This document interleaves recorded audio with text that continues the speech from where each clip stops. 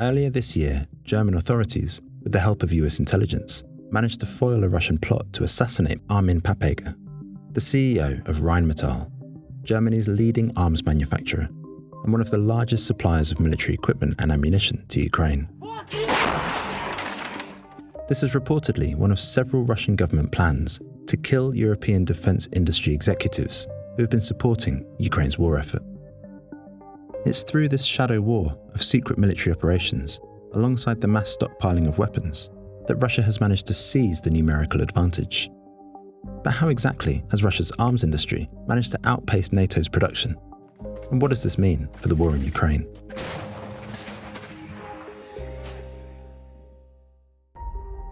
Rheinmetall is a leading international system supplier in the defense industry and for security technologies. Armin Papega's Rheinmetall is of vital strategic significance to Ukraine and an indispensable asset for NATO, making its chief executive an obvious target for Russia. In February, Rheinmetall announced plans to open a new ammunitions factory in Ukraine to produce and repair armoured vehicles, including Panther tanks, the company's newest and most advanced battle tank model, as well as plans to ramp up production of artillery to 700,000 rounds per year. But the Papega plot was only one of a series of Russian assassination plans, and it forms part of what is being described as Russia's shadow war. Sabotage operation across NATO member states. Attacks on military sites. Cyber attacks, arson, hostile actions against NATO allies. Part of a deliberate strategy by Russia to try to undermine our security.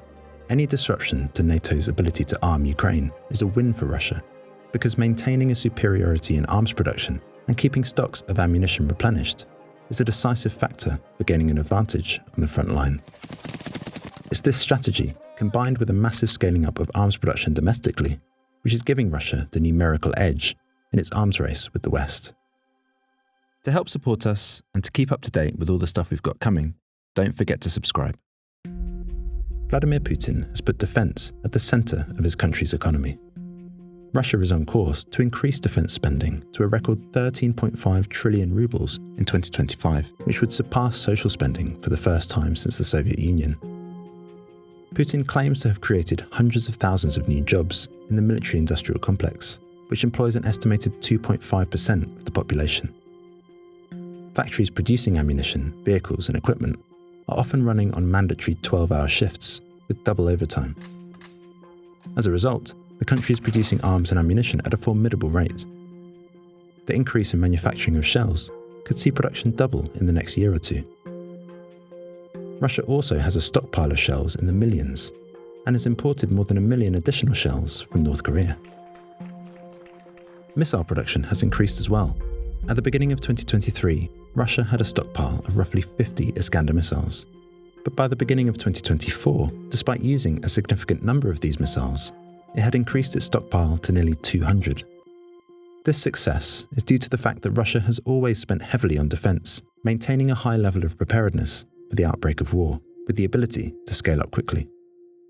This is in sharp contrast to European private arms manufacturers, who generally run a more streamlined operation to maximise profits and to appease shareholders, and are constrained by the need to have orders backed up by long-term government contracts. In the US, the military-industrial complex has stronger systems and capacities for arms production, but is limited somewhat by the need for political support, a task made potentially much harder under the incoming Trump presidency. Currently, Ukraine is at a significant disadvantage, with Russia holding at least a 3-to-1 superiority in artillery fire over its neighbour, and often even more than that. This is because the West is simply too slow in providing arms and replenishing vital stocks. EU states pledged to deliver 1 million shells in 2023, but delivered barely a third of that number. And the US got bogged down in delays to a major aid package, which also restricted the supply of shells. But while Russia may be winning the arms race in 2024 in terms of numbers, these advantages are projected to be short-lived. The Kremlin faces significant limitations in the longevity and reliability of its industrial output. 80% of its tanks and armoured vehicles are not new, but have been refurbished and modernised from old stock. And by 2026, Russia will have exhausted most of this available stock. Another vulnerability is for Russia's complex weapons like missiles. because of their extensive dependence on Western-sourced components. The Kremlin has conceded that it will struggle to manufacture or source millions of additional ammunition this year and next, without new factories and a greater source of raw material, despite the fact that it has signed supply and production contracts with North Korea, Iran, Belarus, and Syria. And so, military analysts suggest that these Russian limitations and vulnerabilities present a glimmer of hope for Kyiv. As long as NATO countries can provide the capacity that Ukraine needs to get through 2024 without significant losses. Thanks for watching. If you haven't done so already, please subscribe so you don't miss out on all the good stuff we've got coming up. This is It's Complicated. We're a new channel, and we're trying to take some of the big issues and global stories that affect us all and add a bit more clarity and context where we can, and present underrepresented stories. If you like what we're doing, please let us know in the comments and in the community tab, and let us know what you want us to cover, and see you next time.